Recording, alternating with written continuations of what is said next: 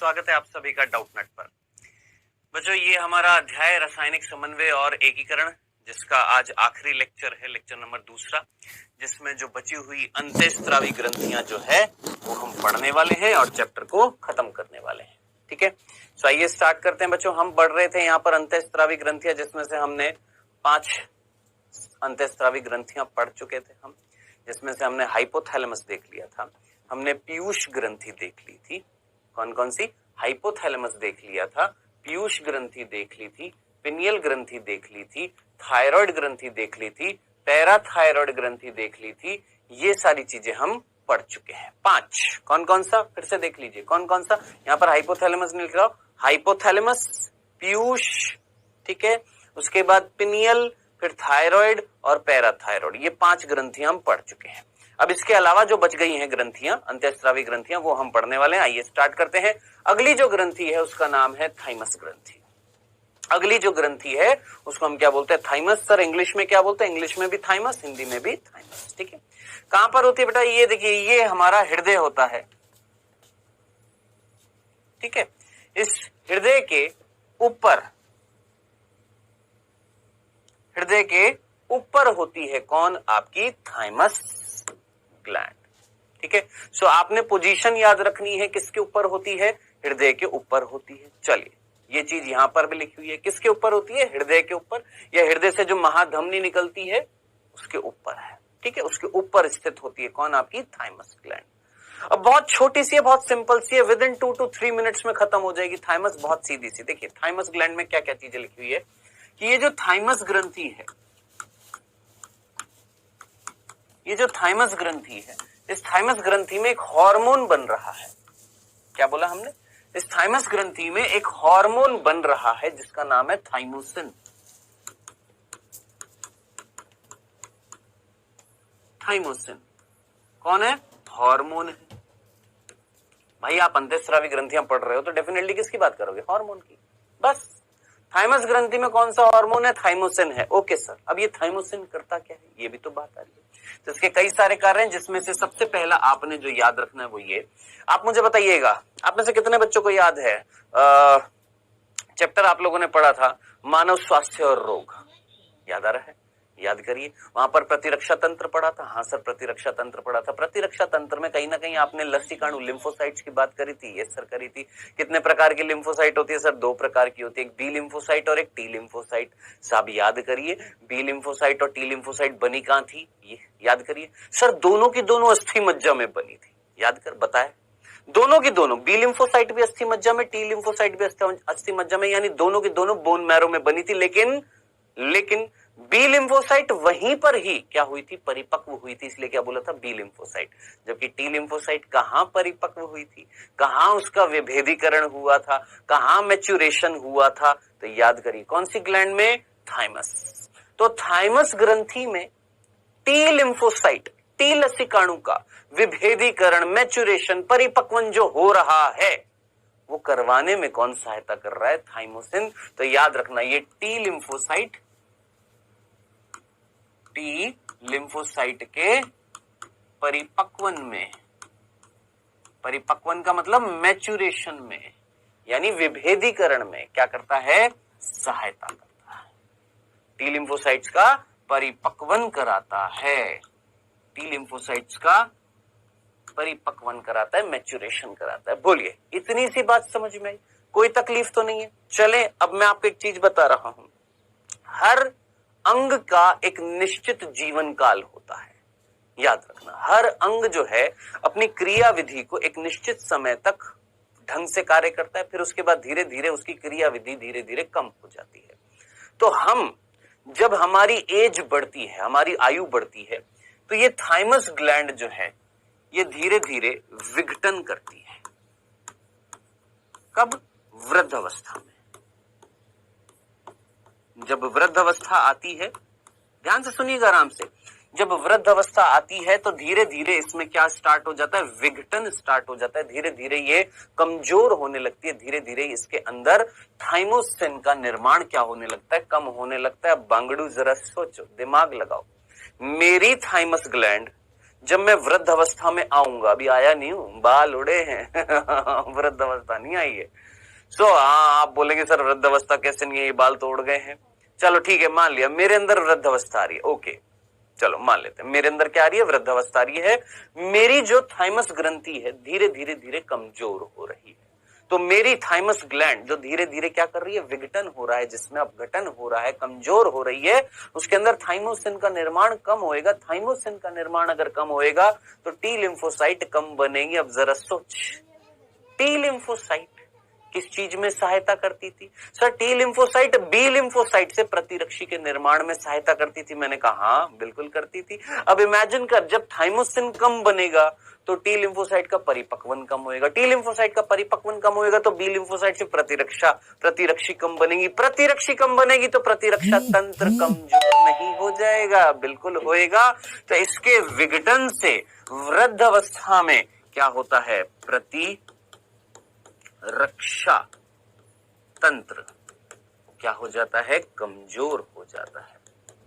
बीमारियां घेरने लग जाती हैं किसको, शरीर को। भाई यही बात यहां पर लिखी हुई है कि इसी के परिणाम स्वरूप वृद्धों में प्रतिरक्षा प्रतिक्रिया कमजोर पड़ने लग जाती है।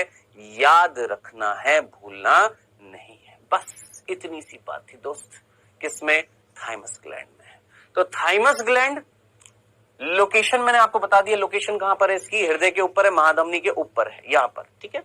थाइमस ग्लैंड में एक हार्मोन बन रहा है, जिस हार्मोन का नाम आपने याद रखना है, थाइमोसिन। ओके, ये थाइमोसिन मात्र एक, वैसे तो और भी कार्य हैं लेकिन मेजर कार्य जो मेन फंक्शन जो है, यहीं से प्रश्न पूछा जाएगा। मेन फंक्शन जो है क्या करना, टी लिम्फोसाइट्स को परिपक्वित करना।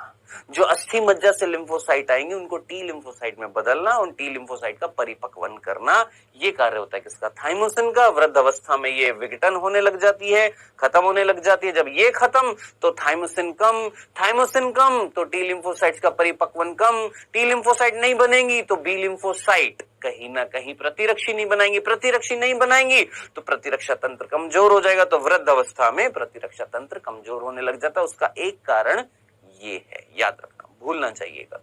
ये थी बेटा जी हमारी छठी 6th अंतःस्रावी ग्रंथि। आइए अब 7वीं पर आते हैं। नेक्स्ट जो है वो है अधिवृक्क ग्रंथि। इसको अंग्रेजी में बोला जाता है एड्रीनल ग्लैंड, एड्रीनल ग्रंथि बोला जाता है। लोकेशन आपको दिखाई दे रही है डायग्राम से भी, कहां पर होती है, जो हमारी किडनी जो होती है, किडनी, इस किडनी के ऊपर इस तरीके से कीप आकार की संरचना होती है, जिसको हमने क्या बोला है, अधिवृक्क ग्रंथि। अधिवृक्क का मतलब क्या है, वृक्क के ऊपर जो ग्रंथि मिल रही है उसका नाम है अधिवृक्क ग्रंथि, एड्रीनल ग्लैंड। ओके सर, डंडना डंडन। अब इस अधिवृक्क ग्रंथि को जब हमने अंदर से खोला तो ऐसी दिखी हमें। अब इसमें समझ में नहीं आता तो प्रॉपर मैं आपको बताता हूं, देखो ऐसी होती है। ये हमारी एड्रीनल ग्रंथि है। टोटल कितनी होंगी, 2, एक इस किडनी के ऊपर, एक इस किडनी के ऊपर, एक जोड़ी हमारे अंदर क्या है, अधिवृक्क ग्रंथि है। ओके, डंडना डंडन। अब इधर देखिएगा, ये जो अधिवृक्क ग्रंथि है इसके 2 भाग हैं। एक बाहर वाला ये वाला जिसको हम क्या बोलते हैं, वलकुट, और अंदर वाला जिसको हम क्या बोलते हैं, मध्यांश, जो मेरे ख्याल से आपको यहां पर दिखाई भी दे रहा है। ये बड़ा सारा जो है पोर्शन जो है ये क्या है, पूरा का पूरा मध्यांश है। और ये किनारे वाला जो पोर्शन जो है ये पीला पीला सा, ये क्या है सर, ये वलकुट है। सर आपने तो छोटा सा दिखाया है, कोई चीज समझानी है इसी वजह से, है ना। सो ये बीच वाला पोर्शन जो है ये है मध्यांश, और बाहर वाला कौन है, वलकुट है। ओके सर, सिंपल सा। सर अंग्रेजी में क्या बोलते हैं, वलकुट को बोलते हैं कॉर्टेक्स, मध्यांश को बोलते हैं मेड्यूला, ठीक है। वलकुट को क्या बोलते हैं, कॉर्टेक्स, मध्यांश को क्या बोलते हैं, मेड्यूला। Done, okay. अब ये जो वलकुट जो है ना मेरे दोस्त, ये वलकुट 3 भागों में बट जाता है। दिखाई दे रहा है आपको, टोटल कितने भागों में बट गया, 3 भागों में बट गया। कौन सा, वलकुट। ये जो वलकुट जो है ये 3 भागों में बट गया है। अब कौन कौन से 3 भाग है, सबसे पहला बाहर वाला देखो, डॉट डॉट डॉट डॉट जिसको मैंने करा है। सेकंड ये dash dash dash dash dash,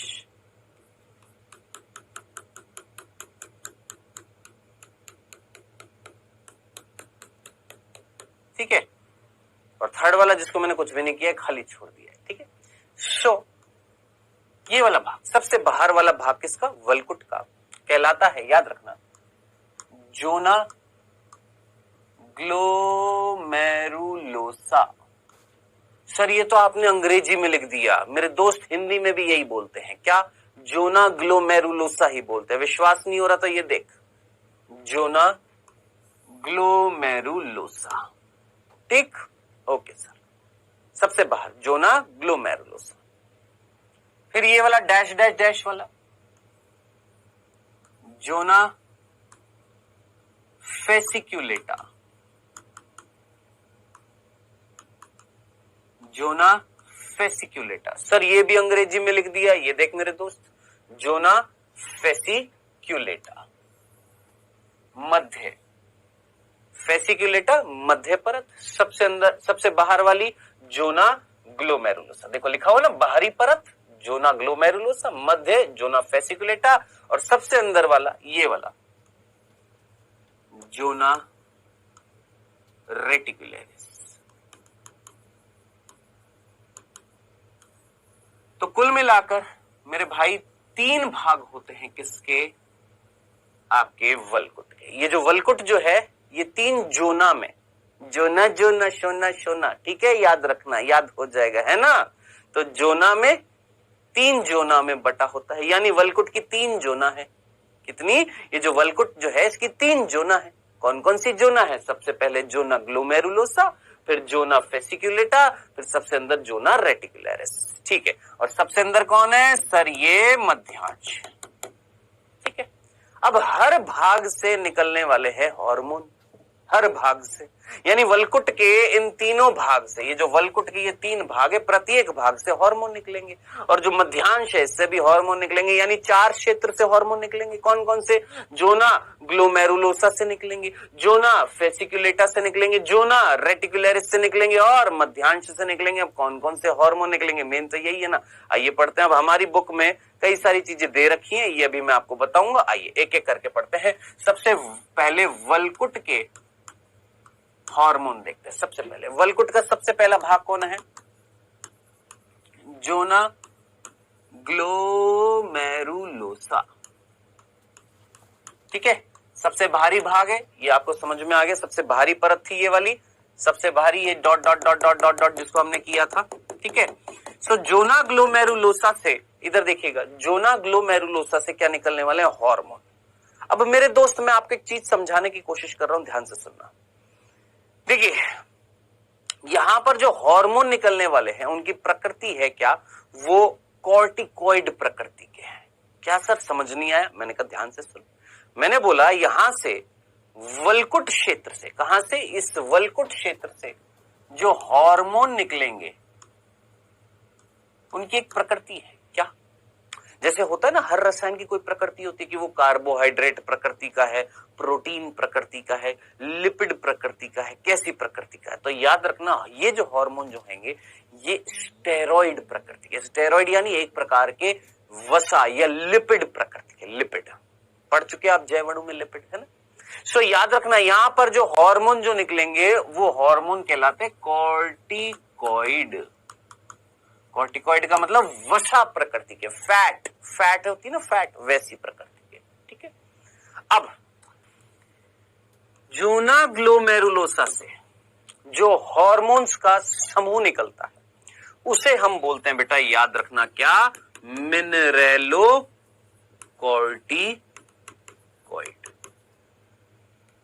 क्या बोलते हैं, मिनरेलोकॉर्टिकॉइड। सर ये मिनरेलोकॉर्टिकॉइड का मतलब क्या होता है, देखिए कॉर्टिकॉइड का मीनिंग तो मैंने आपको समझा दिया, जिनकी प्रकृति कैसी होगी, लिपिड, यानी कैसे होंगे, वो वसा होंगे, एक प्रकार की वो वसा होंगे। सर मिनरेलो वर्ड कहां से आया है, तो बेटा मिनरेलो वर्ड का मतलब होता है खनिज, मिनरल्स, मिनरल्स मतलब खनिज। तो ऐसे हार्मोन जो हमारे शरीर में खनिजों के उपापचय से संबंधित होंगे, क्या बोला, मैंने बोला ऐसे हार्मोन जिनकी प्रकृति कैसी होगी सर, वो लिपिड प्रकृति के होंगे जो मिनरल्स के उपापचय से संबंधित होंगे। मैंने कहा ठीक है।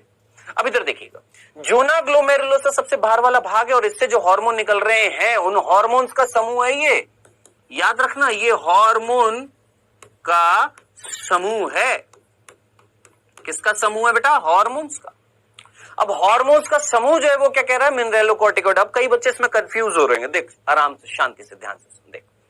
मैंने बोला मैं हूं जोना ग्लोमेरुलोसा, ठीक है। हमेशा हर एग्जांपल को अपने ऊपर लिया करो, कसम से झकास समझ में आएगा। मैंने बोला मैं हूं जोना ग्लोमेरुलोसा, ओके सर, और मेरे से कई हार्मोन निकल रहे हैं। ध्यान से सुनना मेरी बात को। मैंने बोला मैं हूं कौन? जोना ग्लोमेरुलोसा, मुझसे कई सारे हार्मोन्स निकल रहे हैं, यानी हार्मोन्स का समूह निकल रहा है। हाँ सर। उस हार्मोन्स के समूह का नाम है क्या? मिनरेलोकॉर्टिकॉइड। मिनरेलोकॉर्टिकॉइड एक हार्मोन नहीं है, मिनरेलोकॉर्टिकॉइड हार्मोन का समूह जो होता है उसका नाम है। ऐसे हार्मोन जिनकी प्रकृति कैसी है? कॉर्टिकॉइड, यानी जो लिपिड प्रकृति के हैं, वसा प्रकृति के हैं, और जो मिनरल्स के, खनिजों के उपापचय से संबंधित होंगे। सर कोई एक हार्मोन तो बता दो। मिनरेलोकॉर्टिकॉइड तो एक हार्मोन्स के समूह का नाम है, कोई एक हार्मोन तो बता दो। सो बेटा जी, मिनरेलोकॉर्टिकॉइड का जो मेन हार्मोन है, मुख्य हार्मोन जो है, मेन हार्मोन जो है, जो मेन मिनरेलोकॉर्टिकॉइड जो है, ध्यान से सुनना, वो कौन सा है? आपको याद आ रहा होगा, एक्सक्रीटरी सिस्टम, उत्सर्जन तंत्र चैप्टर में आपने पढ़ा था, एल्डोस्टेरोन। याद करिए, कितने बच्चों को याद आ रहा है एल्डोस्टेरोन क्या था? दिमाग लगा। एल्डोस्टेरोन क्या था? याद कर, एक रास सिस्टम बताया था, रास, एल्डोस्टेरोन। याद कर, एल्डोस्टेरोन क्या कर रहा था? सर जी, दूरस्थ संवलित नलिका से सोडियम आयन का पुनः अवशोषण कर रहा था। सोडियम आयन क्या है मेरे दोस्त? खनिज नहीं है। तो याद करिए, एल्डोस्टेरोन एक मेन, मुख्य मिनरेलोकॉर्टिकॉइड है। मिनरेलोकॉर्टिकॉइड का मतलब, फिर बोल रहा हूं, फिर से सुनना, मिनरल्स यानी खनिज, खनिजों के उपापचय से संबंधित कौन? हार्मोन, जिनकी प्रकृति क्या है? लिपिड की। यानी सोचो, मैं एक हार्मोन हूं या ये एक हार्मोन है, ये किस प्रकृति का है? सर ये लिपिड प्रकृति का, यानी वसा, यानी फैट प्रकृति का है, स्टेरॉइड प्रकृति का है। स्टेरॉइड्स क्या होता है? एक प्रकार की वसा होती है, ठीक है। ये वसा प्रकृति का है और ये मिनरल्स के उपापचय से संबंधित है, खनिजों के उपापचय से संबंधित है। जैसे मेन हार्मोन जो था मिनरेलोकॉर्टिकॉइड, वो कौन था? एल्डोस्टेरोन था। ये था सबसे पहला कौन? Zona glomerulosa. इसका काम मैंने आपको बता दिया, क्या कर रहा है? जोना ग्लोमेरुलोसा से निकलने वाले मिनरेलोकॉर्टिकॉइड का मुख्य हार्मोन एल्डोस्टेरोन क्या कार्य कर रहा था? खनिजों के उपापचय से संबंधित है। जैसे सोडियम आयन का पुनः अवशोषण करा रहा था, याद कर, सोडियम आयन का क्या करा रहा था? पुनः अवशोषण, पुनरावशोषण। कहां से? याद करिए, बताया था कहां से? डीसीटी से। किसकी डीसीटी से? वक्राणु की डीसीटी से। चलिए जी, ये था पहला भाग, कौन सा? जोना ग्लोमेरुलोसा, ठीक है जी। कोई दिक्कत? देखिए, कहीं ना कहीं यहां पर आपका जोना ग्लोमेरुलोसा से हाँ जी, एल्डोस्टेरोन, लो जी, एल्डोस्टेरोन, ठीक है जी। कोई दिक्कत तो नहीं है? कंफ्यूजन तो नहीं है? हाँ जी, ये देखिए, सोडियम आयन का क्या करा रहा है? पुनः अवशोषण। Done, clear. चल, ये तो हो गया जोना ग्लोमेरुलोसा। अब बात करते हैं किसकी? Zona fasciculata. ध्यान से सुनिए, हमारी ना एनसीईआरटी में प्रॉपर बता नहीं रखा है कि ये कहां से निकल रहे हैं, बस ये बता दिया ये तीन भाग है और तीन प्रकार के हार्मोन निकलने वाले हैं। यहां पर जोना ग्लोमेरुलोसा से कौन सा निकल रहा है ये नहीं बता रखा है, मैंने आपको प्रॉपर्ली बताया है। जोना ग्लोमेरुलोसा से कौन निकल रहे हैं? ये वाला जो क्षेत्र जो है, ये वाला जो है, यहां से कौन से निकल रहे हैं दोस्त? यहां से मिनरेलोकॉर्टिकॉइड निकल रहे हैं, याद रखना। यहां से क्या निकल रहे हैं? मिनरेलोकॉर्टिकॉइड निकल रहे हैं, भूलिएगा मत। अब बारी आ रही है किसकी? बीच वाले की। किसकी? सर इसकी, ये वाला कौन है ये? सर ये है हमारा जोना फेसिकुलेटा।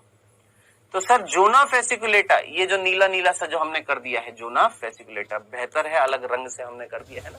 सो जोना फेसिकुलेटा जो है, ये बीच वाला जो है, मध्य परत जो है, इससे क्या निकल रहा है? आइए पढ़ते हैं बेटा जी। यहां से जोना फेसिकुलेटा से वही सेम टू सेम हार्मोन्स का समूह निकलेगा बेटा। यहां से जो हार्मोन का समूह निकल रहा है उसका नाम है ग्लूको ग्लूकोकॉर्टिकॉइड। याद रखना है कौन? ग्लूकोकॉर्टिकॉइड। ये देख यहां पर साफ साफ लिखा हुआ है क्या? ग्लूकोकॉर्टिकॉइड। डन, कोई कंफ्यूजन तो नहीं है। चलें आगे, आगे पढ़ते हैं बेटा जी। यहां पर अब ये जो ग्लूकोकॉर्टिकॉइड है ये कर क्या रहा है, पहले तो ध्यान से सुनना। देखिए कॉर्टिकॉइड का मीनिंग मुझे बताने की वापस से जरूरत नहीं, आपको मैंने समझा दिया। कॉर्टिकॉइड का मतलब वो हार्मोन जिनकी प्रकृति कैसी होगी, वसा प्रकृति के होंगे, स्टेरॉइड प्रकृति के होंगे, एक प्रकार के लिपिड होंगे। ठीक है, ये ग्लूको वर्ड कहां से मिलता जुलता दिखाई दे रहा है sir? Glucose, glucose sir carbohydrate, यानी ऐसे हार्मोन जो कार्बोहाइड्रेट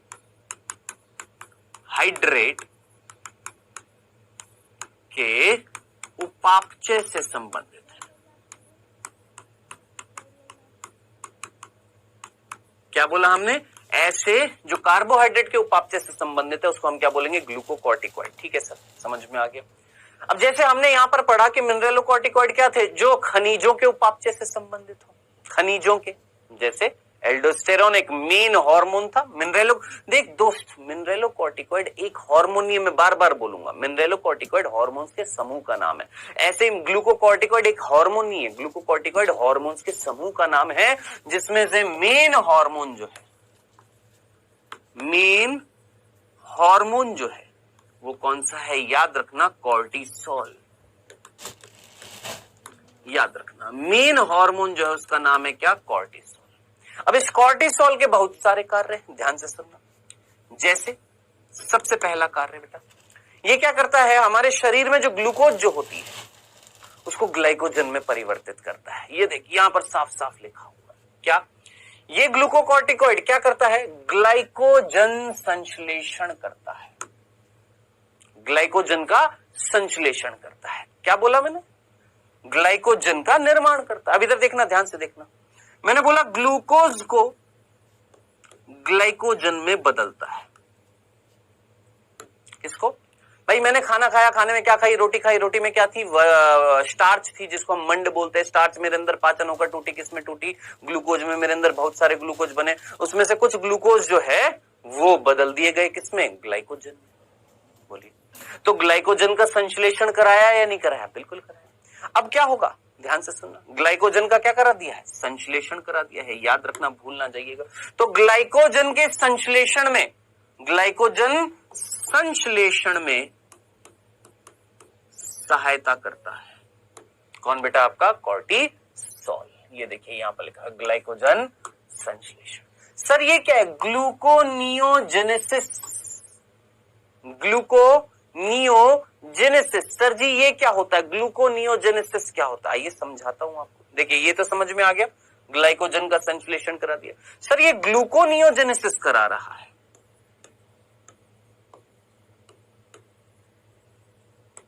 ये ग्लूकोनियोजेनेसिस क्या होता है?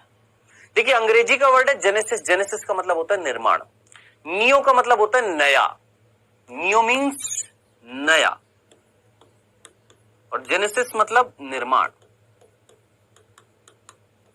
और ग्लूको मतलब ग्लूकोज। ग्लूकोज का नया निर्माण मतलब सर समझ नहीं आया सर, ग्लूकोज का नया निर्माण। मैंने कहा देख ध्यान से सुन, मुझे बहुत सीधे तरीके से बताना, बहुत सिंपल तरीके से मैं तुमसे एक प्रश्न पूछने वाला हूं, ध्यान से सुनना। देख ग्लूकोज है एक कार्बोहाइड्रेट, और ग्लाइकोजन भी कौन है? कार्बोहाइड्रेट।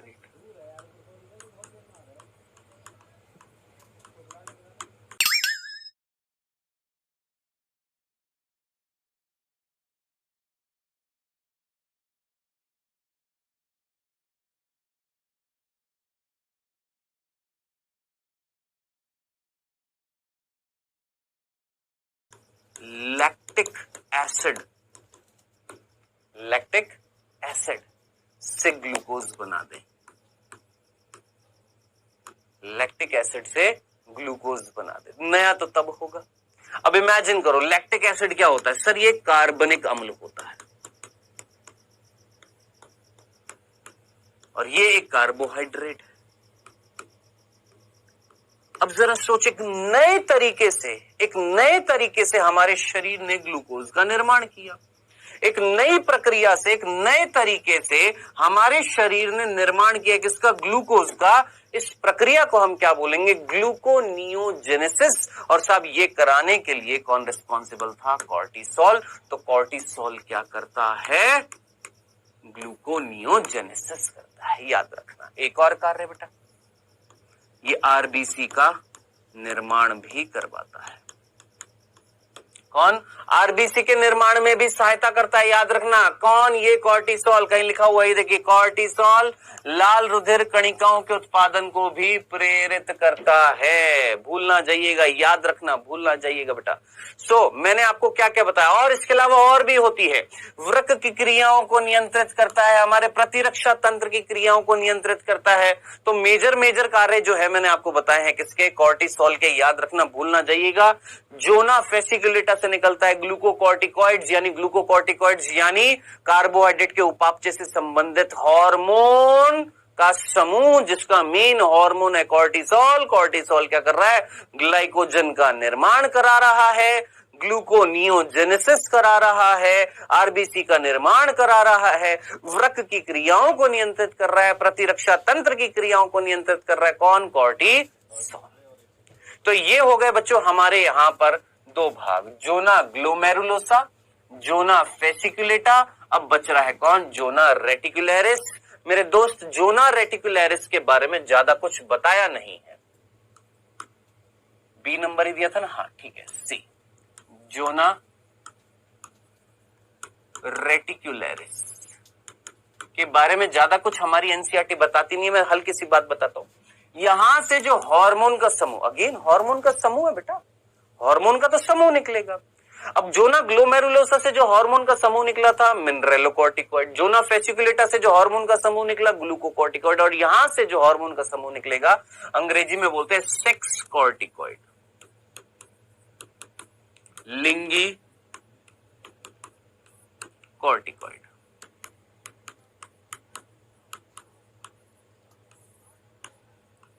ठीक है, तो याद रखना, लिंगी कॉर्टिकॉइड, सेक्स कॉर्टिकॉइड का मतलब ऐसे हार्मोन जो हमारे अंदर द्वितीय लैंगिक लक्षणों को निर्धारित करते हैं। जैसे मैं आपको थोड़ा सा हल्का सा डिटेल में ले जा रहा हूं, पर्टिकुलरली नर में जो सेक्स कॉर्टिकॉइड हार्मोन जो हमारे अंदर, मेरे अंदर वृक्क के ऊपर जो अधिवृक्क ग्रंथि है, अधिवृक्क, देख हमेशा चीजों को बड़े स्तर पर सोचो। मेरे अंदर यानी मैं नर, मेरी कौन? वृक्क यानी किडनी, किडनी के ऊपर कौन? एड्रिनल यानी अधिवृक्क, अधिवृक्क का वल्कुट, वल्कुट का अंदर वाला तीसरा भाग कौन सा? Zona reticularis. इससे क्या निकल रहे हैं? सेक्स कॉर्टिकॉइड, यानी ऐसे कॉर्टिकॉइड जो लैंगिक लक्षणों को निर्धारित करेंगे। जैसे नर में जो निकलता है उसका नाम है DHEA, डाई हाइड्रोक्सी एपी एंडोस्टेरोन। नहीं लिखा हुआ हमारी एनसीईआरटी में, बस हल्की सी चीज बता रहा हूं। मेरे अंदर दाढ़ी है, हाँ नरों में ही होती है ना दाढ़ी। ये दाढ़ी उत्पन्न करने के लिए जिम्मेदार कौन होता है? टेस्टोस्टेरोन, जो वृषण से निकलता है। लेकिन दाढ़ी का किस तरीके का अरेंजमेंट होएगा, रख रखाव जो होएगा, कितनी आएगी, किस तरीके से आएगी, टेढ़ी आएगी, मेढ़ी आएगी, सीधी आएगी, उल्टी आएगी, गहरे बाल होंगे, घने होंगे, वो जो रख रखाव जो हो रहा है ना दाढ़ी का, मूंछों का, वो निर्धारित करता है कौन? ये DHEA। तो याद रखना, भूल ना जाना। सर मादाओं में कौन सा निकलता है? बेटा मादा में याद रखना यहां से निकलता है एस्ट्रोजन। सर एस्ट्रोजन तो सर वहां से निकलता है अंडाशय से, मैंने कहा यहां से भी निकलता है। तो मादाओं में यहां से एस्ट्रोजन निकलता है, नर में डाईहाइड्रोक्सी एपेंडोस्टेरोन निकलता है। ये सेक्स कॉर्टिकॉइड है जो जोना रेटिकुलरिस से निकल रहे हैं, जो कुछ लैंगिक लक्षणों को निर्धारित करते हैं। भूल ना जाइएगा, याद रखिएगा। ये खत्म हुआ है मेरे दोस्त, क्या? सर वल्कुट। अब क्या बच गया? सर मध्यांश। अब मेरे पास मध्यांश जो है कौन सा? ये मध्यांश। देख मेरे दोस्त, मध्यांश से आपको केवल दो हार्मोन याद रखने हैं। कौन कौन से? मध्यांश से याद रखने आपको एड्रेनलिन, एड्रेनलिन का दूसरा नाम याद रखना एपिनेफ्रिन, और नॉर एड्रेनलिन। नॉर एड्रेनालिन का दूसरा नाम नॉर एपिनेफ्रिन। सर 4 हो गए, 4 नहीं हुए हैं 2, लेकिन प्रत्येक के 2 नाम है। एड्रेनालिन जिसका दूसरा नाम एपिनेफ्रिन, नॉर एड्रेनालिन जिसका दूसरा नाम नॉर एपिनेफ्रिन। डन। अब सर ये दोनों हार्मोन करते क्या है? ऑलमोस्ट सेम कार्य होता है, ऑलमोस्ट सेम कार्य होता है, थोड़ा बहुत फर्क होता है। हमने मेजर तरीके से मैंने जब देखा तो हमें पता लगा कि मेजरली दोनों का ऑलमोस्ट सेम कार्य है। क्या करते हैं सर ये? याद करिएगा, मैंने आपको परिसंचरण तंत्र जब पढ़ाया था तो मैंने आपको एक चीज बताई थी। क्या बताया था? मैंने आपको बताया था कि हमारे हृदय की गतिविधियों का नियमन एक टॉपिक आया था। हमारी हृदय की गतिविधियां जो होती है, हृदय की धड़कन को बढ़ाने का, कम करने का काम, याद आ रहा है? याद कर, मैंने आपको एक एग्जांपल दिया था, सामने अगर सांप आ गया तो तुम क्या करोगे सर? भागोगे, है ना? भागोगे ना? हाँ जी, डर की परिस्थिति हो जाएगी। हाँ सर। तो जब भागोगे तो भागने के लिए क्या चाहिए? हृदय की धड़कनों को तेज करना पड़ेगा, क्योंकि श्वसन की क्रियाविधि को तेज करना पड़ेगा। तो उस टाइम पे एक हार्मोन निकलता है, कौन सा? एड्रेनालिन। देख लो। तो 3 कंडीशन याद रखना। फियर यानी डर, फाइट यानी लड़ाई, और फ्लाइट यानी जब आप एरोप्लेन में बैठते हैं। तो 3 कंडीशन, फियर, फाइट, फ्लाइट, यानी ये 3 कंडीशन कौन सी होती है? आपातकालीन कंडीशंस होती हैं। कौन सी होती हैं? आपातकालीन कंडीशंस होती है। जरा सोच, लड़ने बैठ गए हो तुम, होता है ना, कई बार लड़ाई हो जाती है। कैसी परिस्थिति है? रोज की रोज लड़ते हो क्या? नहीं सर, ये तो खतरनाक परिस्थिति है, लगभग जो है तो आपातकालीन परिस्थिति है। युद्ध हार्मोन बोलते हैं इनको। वही फाइट हो गया ना, युद्ध का मतलब फाइट। आपातकालीन का मतलब क्या हो गया? फियर मतलब डर। तो फियर यानी डर यानी आपातकालीन, युद्ध यानी फाइट यानी लड़ाई, और फ्लाइट मैंने आपको बता दिया जब आप टेक ऑफ करते हैं प्लेन में। तो ये 3 ऐसी कंडीशंस हैं जिनमें ये हार्मोन निकलते हैं, इसीलिए इनको हम आपातकालीन हार्मोन भी बोलते हैं। याद रखना, इनको हम क्या बोलते हैं? अंग्रेजी में बोलते हैं 3F हार्मोन। ध्यान से सुनना, 3F हार्मोन बोला जाता है इनको। क्यों बोला जाता है? क्योंकि 3F में फियर आता है, फाइट आता है, फ्लाइट आता है। Fear, fight, flight, 3F hormone बोला जाता है बेटा जी, ये याद रखना। इन हार्मोन्स के कारण क्या हो जाता है बेटा? हमारी जो हार्मोन की सक्रियता के कारण क्या होती है? हमारी आंखों की पुतलियां जो है वो फैलती हैं, रोंगटे, जरा सोचिए, जब डर लगता है तो रोंगटे खड़े होते हैं, तो रोंगटे खड़े हो जाते हैं, पसीना निकलने लग जाता है, हृदय की धड़कन जो है वो तेज होने लग जाती है, हृदय की धड़कन तेज हो, श्वसन जो है वो बढ़ जाता है। बोल, आया समझ में? तो ये सिंपल सी बात थी, सिंपल तरीके से याद रखनी थी, खत्म। सो ये थे हमारे कौन? मध्यांश से, यहां से निकलने वाले हार्मोन एड्रेनालिन, नॉर एड्रेनालिन। क्या क्या कार्य करेंगे? आंखों की पुतलियां बड़े कर देंगे, हृदय की धड़कन को बढ़ा देंगे, श्वसन दर को तेज कर देंगे, है ना? पसीना आएगा, रोंगटे खड़े हो जाएंगे। फियर यानी आपातकालीन डर की परिस्थिति, ठीक है?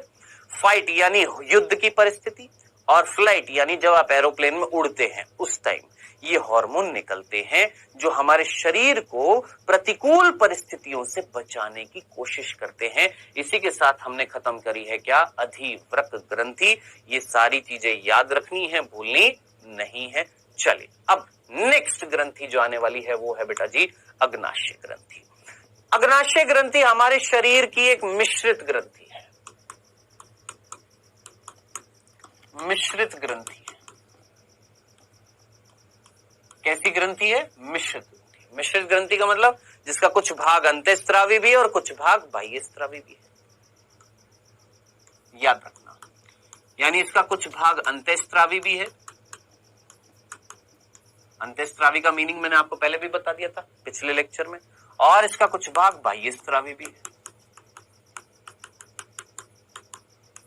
याद रखना, केवल 1 से 2% भाग इसका क्या होता है? अंतःस्रावी। बाकी 98 to 99% भाग क्या होता है? बाह्यस्रावी होता है।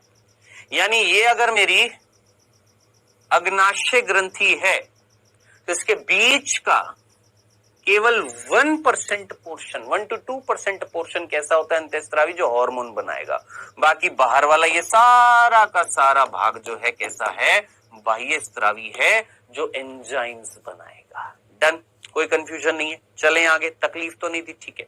अब ये जो 1 से 2% भाग जो होता है इसका अग्नाशय का, जिसको हमने बोला अंतःस्रावी, ये 1 से 2% भाग कहां पर मिलता है सर? बीच में मिलता है। इस क्षेत्र को बोला जाता है लैंगरहैंस।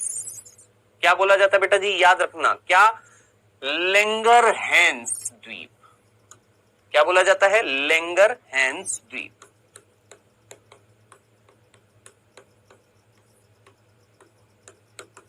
क्या नाम दिया है? ये जो 1 से 2% भाग जो होता है इसको हम क्या नाम देते हैं? लैंगरहैंस द्वीप बोलते हैं, ये वाला भाग, ठीक है। और ये वाला लैंगरहैंस जो द्वीप जो है ये लगभग कितने होते हैं? लगभग बेटा इनकी संख्या 10 से 20 लाख होती है।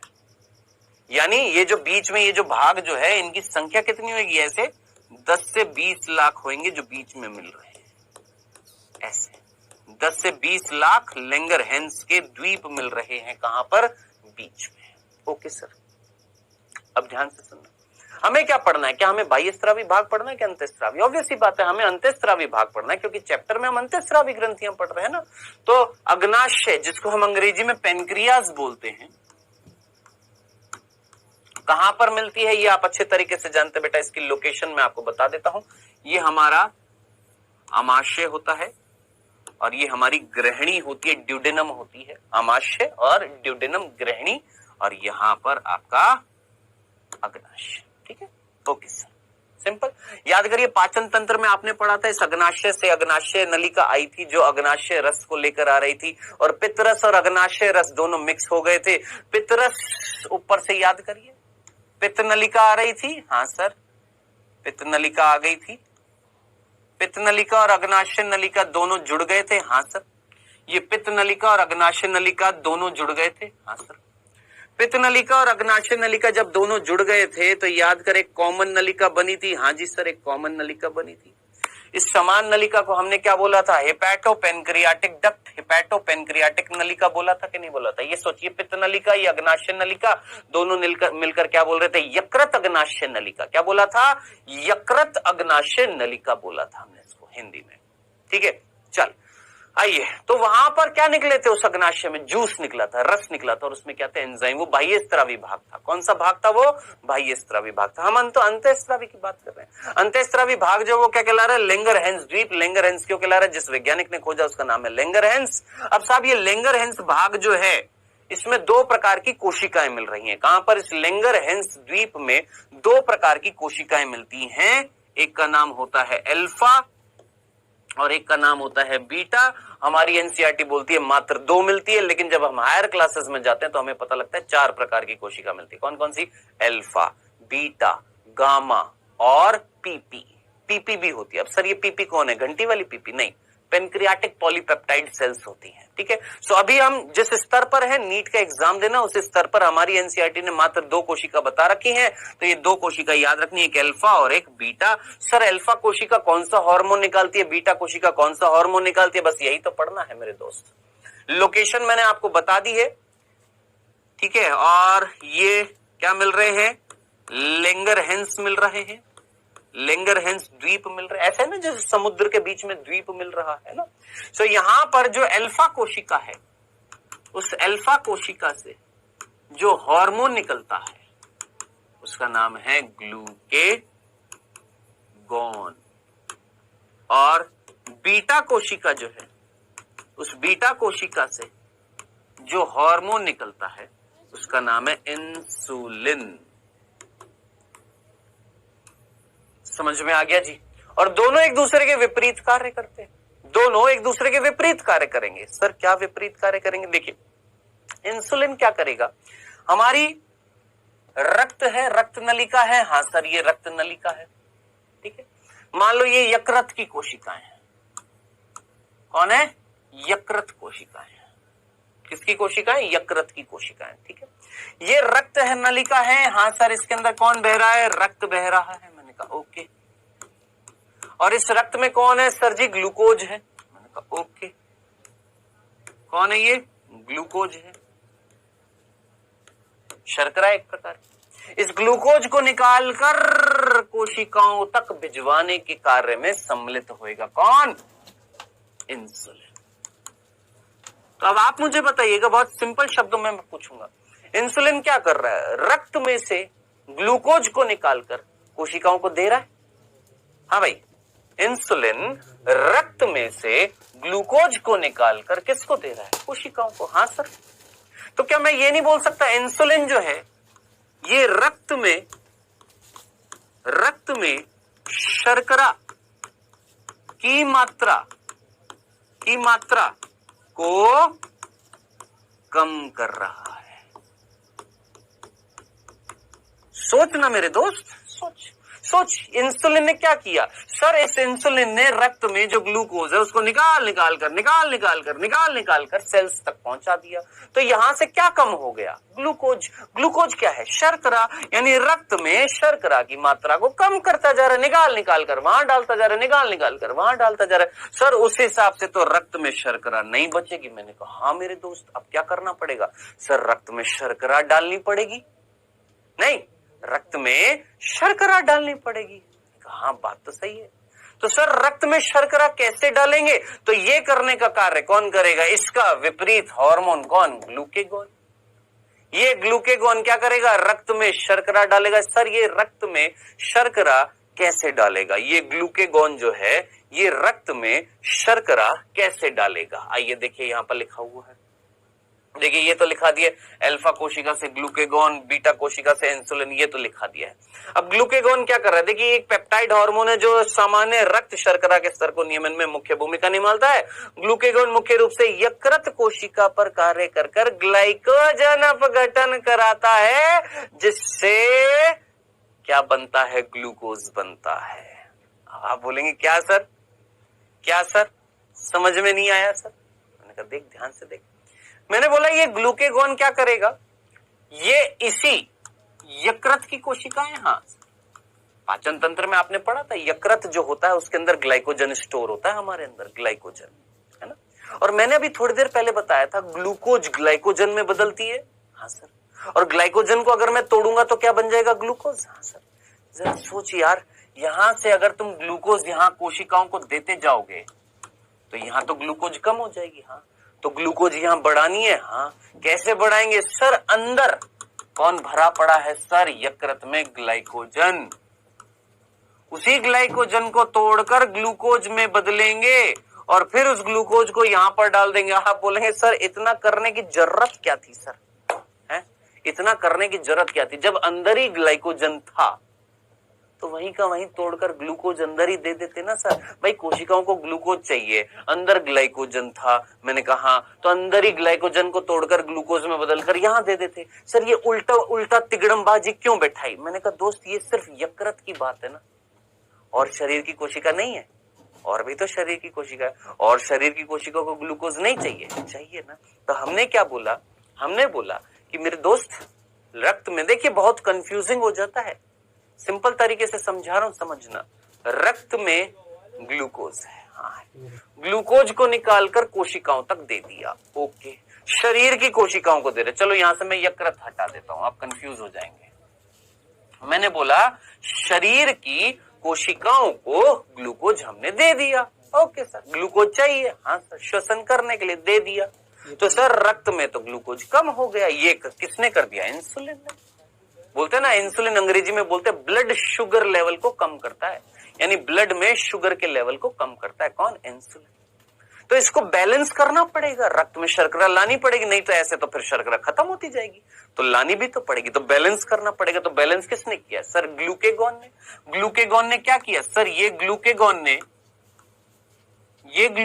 ने ग्लाइकोजन को तोड़कर ग्लूकोज बनाया और उस ग्लूकोज को वापस से रक्त में डाला। इस तरीके से क्या होता है मेरे दोस्त? शर्करा की मात्रा का नियमन होता है, भूल ना जाइएगा। ये है कौन बेटा? ग्लूकेगॉन, और ये है कौन? इंसुलिन। ये दोनों एक दूसरे के एंटागोनिस्टिक होते हैं। एंटागोनिस्टिक का मतलब विपरीत कार्य करते हैं। ये हमारे ब्लड में शर्करा की मात्रा को कम करता है और ये हमारे ब्लड में शर्करा की मात्रा को बढ़ाता है। सिंपल सी बात है। अब आप जानते हैं एक बीमारी होती है जिसका नाम होता है डायबिटीज मेलिटस। जानते हैं ना कौन सी बीमारी होती है? डायबिटीज मेलिटस, जो मैंने आपको उत्सर्जन तंत्र वाले चैप्टर में भी बताया था, याद करो। इंसुलिन अगर नहीं होगा तो ये जो ग्लूकोज जो है ये कोशिकाओं में नहीं जाएगा। कोशिकाओं में जब नहीं जाएगा दोस्त तो रक्त में बढ़ता जाएगा। रक्त में ग्लूकोज अगर बढ़ता जाएगा तो रक्त गाढ़ा हो जाएगा। ऐसा रक्त जब किडनी में जाएगा तो ग्लूकोज को छानना पड़ेगा, तो मूत्र के द्वारा ग्लूकोज निकल जाएगा। इस परिस्थिति को याद कर, हमने क्या बोला था, ग्लाइकोसूरिया, याद कर, है ना। इस परिस्थिति में जब हमारी कोशिकाओं के पास ग्लूकोज नहीं जा पाएगा तो कोशिकाएं क्या करेंगी, वसा को तोड़ेंगी, फैट को तोड़ेंगी। उनको तोड़ेंगी तो क्या बनेंगी, कीटोन काय। कीटोन काय जो होती है वो अपशिष्ट पदार्थ है, उनको जब निकाला जाएगा तो वो परिस्थिति क्या कहलाती है, कीटोनूरिया। ये सारी परिस्थितियां किसमें होती हैं दोस्त, ये होती है मधुमेह में, जिसको हम क्या बोलते हैं, डायबिटीज मेलिटस। देख ले, कीटोन बॉडीज का निर्माण होता है। हाँ जी, क्लियर है। चलें आगे, याद रखना, भूल ना जाइएगा, याद रखिएगा, ठीक है जी। सो ये था बेटा जी हमारा अग्नाशय, सिंपल। नेक्स्ट, अब इसके बाद आ रहा है, इसके बाद नॉर्मल है। देखिए मेजर हमने अंतःस्रावी ग्रंथियां पढ़ ली है। मेजर जितनी भी अंतःस्रावी ग्रंथियां हैं वो हम पढ़ चुके हैं, ठीक है।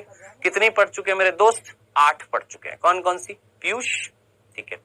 सबसे पहले हाइपोथैलेमस, फिर पीयूष, फिर हमारी थायराइड, फिर हमारी पिनियल, फिर थायराइड, फिर पैराथायराइड। ये तो हमने 5 पिछले लेक्चर में पढ़ी, 3 अभी पढ़ लिए। थाइमस, एड्रीनल अधिवृक्क और अग्नाशय पेनक्रियास, 8 हो चुकी है हमारी। अब इसके अलावा जो बची कुची है वो हमें देखनी है। वृषण, क्या ये एक अंतःस्रावी ग्रंथि की तरह कार्य कर रहा है? बिल्कुल कर रहा है। इसमें ज्यादा टाइम नहीं लूंगा, बहुत सिंपल सी बात है, आप मानव जनन में पढ़ चुके हैं। वृषण के अंदर कोई अंतराली कोशिका थी? Yes sir. शुक्रजनक नलिका थी, अंतराली कोशिका थी? Yes sir. लेडिग कोशिका जिसको बोला था? यस सर, अंतराली कोशिका। इस अंतराली कोशिका पर कार्य किया था किसने? एलएच ने। और आके चलकर इस कोशिका ने क्या निकाला था? एंड्रोजन, टेस्टोस्टेरोन निकाला था, याद कर। ये टेस्टोस्टेरोन हमारे शरीर में कहीं ना कहीं शुक्राणु के निर्माण को भी प्रेरित करता है, हमारी मांसपेशियों के निर्माण को भी प्रेरित करता है, हमारे अंदर द्वितीय लैंगिक लक्षणों को भी निर्माण करता है, आवाज को भारी करता है, दाढ़ी मूंछ के निर्माण को प्रेरित करता है। ये सारे का कार्य हैं किसके बेटा जी? आपके टेस्टोस्टेरोन के। खत्म, इससे ज्यादा कुछ नहीं, क्योंकि ये ऑलरेडी पढ़ चुके हैं आप। ये सारी चीजें आप पढ़ चुके हैं मेरे दोस्त, सब कुछ पढ़ चुके हैं। नेक्स्ट, इसी तरीके से कौन? कोशिका जिसको बोला था? यस सर, अंतराली कोशिका। इस अंतराली कोशिका पर कार्य किया था किसने? एलएच ने। और आके चलकर इस कोशिका ने क्या निकाला था? एंड्रोजन, टेस्टोस्टेरोन निकाला था, याद कर। ये टेस्टोस्टेरोन हमारे शरीर में कहीं ना कहीं शुक्राणु के निर्माण को भी प्रेरित करता है, हमारी मांसपेशियों के निर्माण को भी प्रेरित करता है, हमारे अंदर द्वितीय लैंगिक लक्षणों को भी निर्माण करता है, आवाज को भारी करता है, दाढ़ी मूंछ के निर्माण को प्रेरित करता है। ये सारे का कार्य है किसके बेटा जी? आपके टेस्टोस्टेरोन के। खत्म, इससे ज्यादा कुछ नहीं, क्योंकि ये ऑलरेडी पढ़ चुके हैं आप।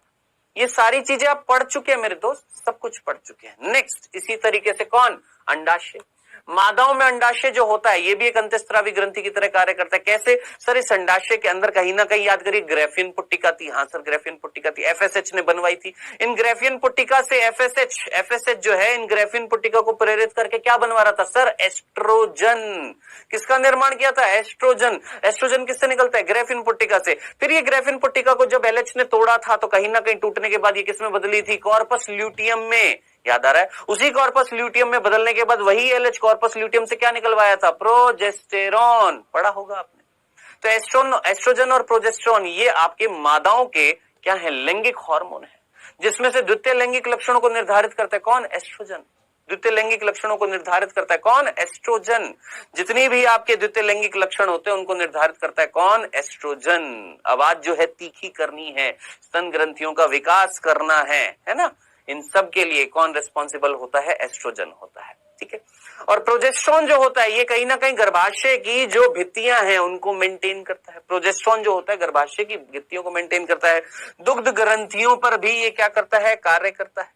कुपिकाओं के निर्माण में क्या करता है? कार्य करता है। ये कौन? आपका प्रोजेस्टेरॉन। सिंपल। सो ये चीज आप ऑलरेडी मानव जनन चैप्टर में पढ़ चुके हैं, बस इतना सा याद दिलाना था कि एस्ट्रोजन प्रोजेस्टेरॉन ये हार्मोन है जो वृषण से निकल रहे, अंडाशय से निकल रहे हैं। टेस्टोस्टेरोन हार्मोन है जो वृषण से निकल रहा है। तो वृषण और अंडाशय दोनों ही अंतःस्रावी ग्रंथियां हैं। Done डनाडन done. नेक्स्ट, अब इसके बाद कुछ और आपकी रह गई हैं कौन? ग्रंथियां, जिसमें से सबसे पहले कौन सी है बेटा जी? हृदय। अब इसको समझना पड़ेगा। सर हृदय भी अंतःस्रावी ग्रंथि की तरह कार्य करता है, मैं बोलूंगा हाँ उसका कुछ भाग है। याद करिए हृदय में कहीं ना कहीं आलिंद थे, हाँ सर थे।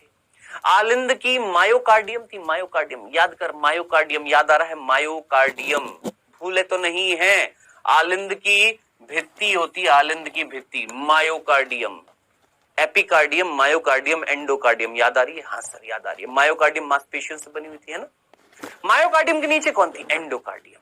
तो हृदय के आलिंद की जो एंडोकार्डियम होती है, अब देखिए एंडोकार्डियम यहां पर हमारी एनसीईआरटी ने दे नहीं रखे, तो आप सिंपल याद रखना आलिंद, आलिंद हमारे आलिंद जो होते ना, आलिंद ऊपर वाला भाग था, उसकी जो भित्ति है, पर्टिकुलरली नाम नहीं दे रखा है, मैं बता रहा हूं एंडोकार्डियम। एंडोकार्डियम से एक हार्मोन निकलता है जिसका नाम है ANF, ANF, atrial natriuretic factor, atrial natriuretic factor, atrial natriuretic कारक। सर जी ये क्या कार्य करता है? देख मेरे दोस्त ध्यान से देखिएगा। सर ये क्या कार्य करता है बेटा? ये ना दिमाग लगा, ये एक रक्त नलिका है, ध्यान से देखना, ये एक रक्त नलिका है और इस रक्त नलिका के अंदर मान ले कोई चीज जमा होती जा रही है, या तो रक्त का थक्का बनता जा रहा है, या कैल्शियम या तंतु फाइबर जमा होते जा रहे हैं।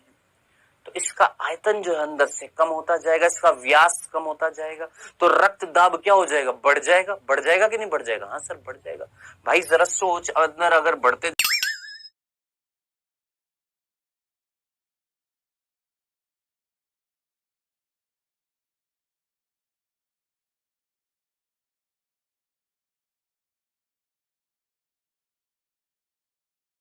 जाएगा, छोटा होता जाएगा। हाँ सर छोटा होता जाएगा, छोटा होता जाएगा तो रक्त दाब बढ़ जाएगा। हाँ सर रक्त दाब, बीपी बढ़ जाएगा, बिल्कुल बढ़ जाएगा। तो इस कंडीशन में हमें क्या करना है? बीपी को नॉर्मल करना है कि नहीं करना? हाँ सर करना है। तो इस कंडीशन में जरा सोच, अगर इस रक्त नलिका को जिसका व्यास अंदर से छोटा होता जा रहा है, अगर इस रक्त नलिका को मैं फैला दूं, फुला दूं इस रक्त नलिका को, तो अंदर जो रक्त बहुत तेजी से जा रहा था एकदम धीरे हो जाएगा। हाँ सर हो जाएगा। तो रक्त दाब को, रक्तचाप को कम करने के लिए धमनियों को फैलाने का कार्य करता है कौन? एएनएफ। खत्म। ये जो रक्त वाहिकाएं जो होती है इनको विस्फारित, विस्फारित का मतलब फैलाना, ताकि रक्त दाब कम हो जाए। ठीक है याद रखना, ये किसका कार्य है? एएनएफ। ये एएनएफ कौन है? एक हार्मोन जो किससे निकला है? हृदय से, यानी हृदय भी एक अंतःस्रावी ग्रंथि की तरह कार्य कर गया। हाँ सर कर गया, बिल्कुल कर गया। चलिए नेक्स्ट, वृक्क। सर वृक्क भी अंतःस्रावी ग्रंथि की तरह कार्य करता है? जी हाँ, मैंने कहा बिल्कुल हाँ, वृक्क भी करता है। सर वृक्क से कौन सा हार्मोन निकलता है? बेटा वृक्क से एक हार्मोन निकलता है जिसका नाम है इरिथ्रोपोइटिन। वृक्क से एक हार्मोन निकलता है। देखिए दूसरा नंबर इसलिए दिया क्योंकि पहला कौन? हृदय, देख लिया। दूसरा कौन? वृक्क। वृक्क से जो हार्मोन निकल रहा है जिसका नाम है एरिथ्रोपोइटिन, याद रखना किडनी से हार्मोन निकल रहा है मेरी। क्या बोला? किडनी से क्या निकल रहा है? हार्मोन निकल रहा है जिसका नाम है एरिथ्रोपोइटिन। सर ये एरिथ्रोपोइटिन क्या करता है? ये एरिथ्रोपोइसिस करता है। सर एरिथ्रोपोइसिस क्या होता है? एरिथ्रोपोइसिस क्या होता है सर जी? एरिथ्रोपोइसिस का मतलब होता है आरबीसी, एरिथ्रोसाइट का निर्माण। एरिथ्रोपोइसिस क्या होता है? एरिथ्रोसाइट। एरिथ्रोसाइट क्या होता है सर? एरिथ्रोसाइट दूसरा नाम था किसका? आरबीसी का। तो आरबीसी निर्माण की प्रक्रिया को हम क्या बोलेंगे? एरिथ्रोपोइसिस। आरबीसी निर्माण की प्रक्रिया जो कहां पर होती है? हमारी अस्थि मज्जा में। तो जरा सोच, मेरी किडनी से एरिथ्रोपोइटिन निकला, मेरी अस्थि मज्जा में गया, अस्थि मज्जा में जाकर मेरे अंदर आरबीसी का निर्माण कराया, एरिथ्रोपोइसिस करा दिया। किसने? एरिथ्रोपोइटिन ने। खत्म कल्लास, इतनी सी बात है, खत्म खत्म, ये खत्म। वृक्क, वृक्क से निकला एरिथ्रोपोइटिन, आरबीसी का निर्माण कर रहा है। हृदय से निकला एएनएफ जो हमारी रक्त की नलिकाओं को फैला रहा है ताकि रक्तदाब कम हो जाए। क्यों? क्योंकि बढ़ गया था। खत्म खत्म। अब है जठर आंत पथ के हार्मोन। अब ये पाचन तंत्र से संबंधित है। देखो देखो कितने चैप्टर सम्मिलित हो गए। हृदय परिसंचरण तंत्र से, वृक्क उत्सर्जन तंत्र से, जठर आंत पथ पाचन तंत्र से है। सो हमारे अंदर जठर का मतलब हमारा पेट, आंतकम, आंतरिय का मतलब क्या हो गया, हमारी आंत, यानी पेट से लेकर आंत तक का भाग जो है, उस जगह से क्या निकलने वाले हैं, हार्मोन। क्या सर, क्या सर, क्या सर, वापस से सुन। मेरे पेट से लेकर मेरी आंत तक जो नली जो है, उस नलियों से, उन नलिकाओं से, पेट से लेकर आंत तक की जो नलिकाएं हैं, वहां से निकलने वाले हैं, क्या निकलने वाले हैं सर, हार्मोन निकलने वाले हैं। कितने हार्मोन, 4 हार्मोन आपने याद रखने हैं, गैस्ट्रिन, सेक्रेटिन, कोलिसिस्टोकाइनिन और जीआईपी, जठर अवरोधी पेप्टाइड। कौन कौन सा लिख देता हूं, गैस्ट्रिन, सेक्रेटिन, देखो गैस्ट्रिन, सेक्रेटिन, कोलिसिस्टोकाइनिन, सीसी की बोलते हैं इसको, कोलिसिस्टोकाइनिन,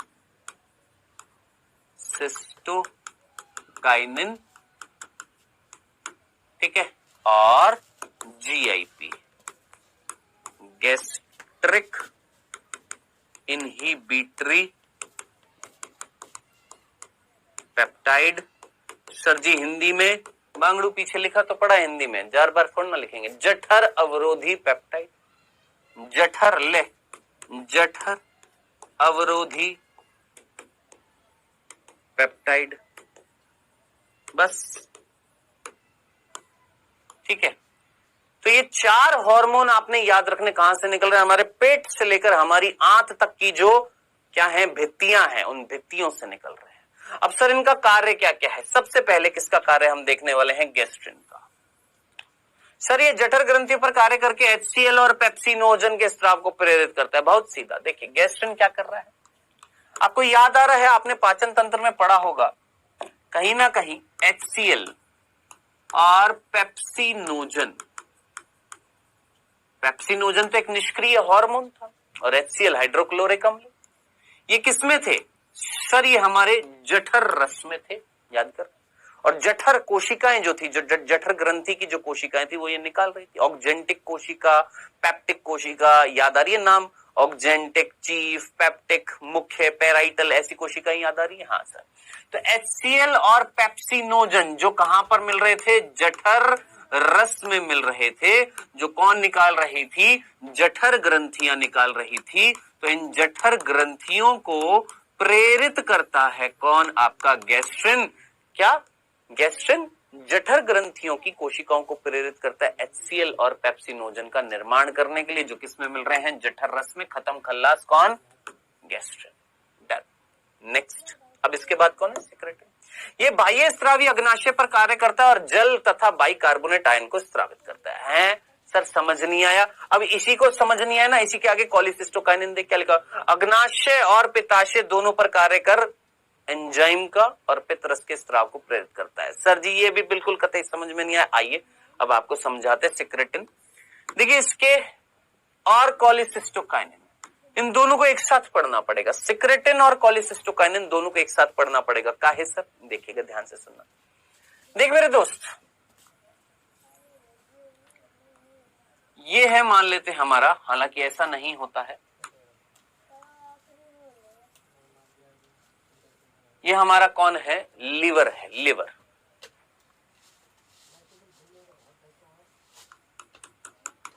कौन है ये, यकृत है, जिसकी 2 पालियां होती हैं, एक बड़ी और एक छोटी, ये यकृत है। और इसकी जो बड़ी पाली होती है, इसी बड़ी पाली के नीचे होता है कौन, पित्ताशय, गॉल ब्लैडर, गॉल ब्लैडर बोलते हैं, है ना। यहां से नलिकाएं निकलती हैं, दाई यकृत नलिका, बाई यकृत नलिका, दोनों मिलकर कॉमन यकृत नलिका, समान यकृत नलिका, जो इसमें जाकर पित्त रस को डाल देती है। फिर यहां से एक नलिका निकलती है, और ये दोनों नलिका मिलकर क्या बनाती है बेटा जी, ये आपकी एक समान क्या बनाती है, पित्त नलिका बनाती है। डन, इतनी सी बात, ये आप पढ़ चुके हैं। देख यहां से नलिका निकली, दाई दाई यकृत नलिका, बाई यकृत नलिका, दोनों जुड़ गई है, क्या बनाई, कॉमन यकृत नलिका, समान यकृत नलिका, जो पित्त रस को यहां पर डाल देती है और छोड़ देती है। नीचे भी आ रही है इसका कुछ भाग, यानी दो भागों में बट गई, ये नीचे भी आ रही है और यहां पर भी गई थी, यहां पर डाल दिया, ठीक है, और नीचे भी आ रही थी, और नीचे आकर किससे जुड़ गई है, इस पित्ताशय से नलिका निकल रही थी, जिसको हम क्या बोलते हैं, पित्ताशय नलिका। तो पित्ताशय की नलिका और यकृत की नलिका दोनों मिलकर क्या बनाते हैं, पित्त नलिका। Okay sir. अब ये पित्त नलिका क्या निकाल लेकर आ रही है, पित्तरस। मैंने कहा ठीक है। इधर कौन है सर, ये अग्नाशय है। मैंने कहा अग्नाशय में ठीक है, हमने लैंगरहैंस पढ़ लिया जो अंतःस्रावी भाग है, लेकिन बाह्यस्रावी भाग जो था, जो 99% था ना, वो क्या ला रहा है सर, वो लेकर आ रहा है पित्तरस, अग्नाशय रस। क्या लेकर आ रहा है, अग्नाशय रस, ठीक है। और दोनों जुड़ गए थे, ये आप जानते ही हैं, और कॉमन नलिका बनी थी। मैंने कहा ठीक है, जो ग्रहणी में खुल गई थी। Okay okay okay okay. मैं आपको बहुत सिंपल तरीके से बता रहा हूं, मेरे दोस्त ध्यान से सुनना। इस अग्नाशय के इस भाग से क्या बन रहा है सर, अग्नाशय रस बन रहा है। ध्यान से सुनना, अग्नाशय रस है। इस अग्नाशय रस में एंजाइम भाग है और नॉन एंजाइम भाग है। क्या सर, समझ नहीं आया, एंजाइम भाग नॉन एंजाइम भाग। मैंने बोला देखिए देखिए, एक रस है, इस रस में पानी भी है, खनिज भी है और एंजाइम भी है। अब मान लो ये जो डॉट डॉट डॉट डॉट जो मैं कर रहा हूं, ये तो कौन है, ये एंजाइम है। ये जो डॉट डॉट जो है, ये कौन है, ये एंजाइम है। डॉट डॉट कौन है, एंजाइम है ना। तो एंजाइम तो ये है, इसके अलावा जो चीज है वो क्या है, नॉन एंजाइम भाग है ना। तो अग्नाशय रस का एंजाइमेटिक भाग भी है और नॉन एंजाइमेटिक भाग भी है। अब इधर देख, पर्टिकुलरली नॉन एंजाइमेटिक भाग बनाने के लिए प्रेरित करता है कौन, सिक्रेटिन। यानी ये जो सिक्रेटिन जो है, ये अग्नाशय रस का नॉन एंजाइमेटिक भाग। नॉन एंजाइमेटिक भाग का मतलब जिसमें जल, जिसमें खनिज, ये सारी चीजें होंगी, उनका निर्माण करने के लिए प्रेरित करता है कौन, सिक्रेटिन। तो जरा सोचिए, ये सिक्रेटिन अग्नाशय को प्रेरित करेगा। अग्नाशय की यहां पर जो कोशिकाएं होती है, जिनका नाम मैं बोल देता हूं, ये जो कोशिकाएं होती है इनका नाम होता है एक्टिनी। एक्टिनी सेल्स बोलते हैं इनको, एक्टिनर कोशिका बोलते हैं। बहुत ज्यादा डिटेल में तो नहीं हो गया, चल। ये अग्नाशय की ये कोशिकाएं जिनका नाम है एक्टिनी कोशिका। इन एक्टिनी कोशिकाओं का निर्माण, इन एक्टिनी कोशिकाओं का कार्य क्या होता है, अग्नाशय रस का निर्माण। अग्नाशय रस में एंजाइम भाग भी और नॉन एंजाइम भाग है। नॉन एंजाइम भाग में जल है, खनिज है, ये सारी चीजें हैं, ठीक है। सो एक्टिनी कोशिकाओं को ये हार्मोन, सिक्रेटिन हार्मोन, अग्नाशय की एक्टिनी कोशिकाओं को ये हार्मोन आता है सिक्रेटिन, और प्रेरित करता है नॉन एंजाइम भाग बनाने के लिए, ठीक है सर। अब एंजाइम भाग बनाने के लिए कौन प्रेरित कर रहा है मेरे दोस्त, सीसीके, ये वाला हार्मोन सीसीके।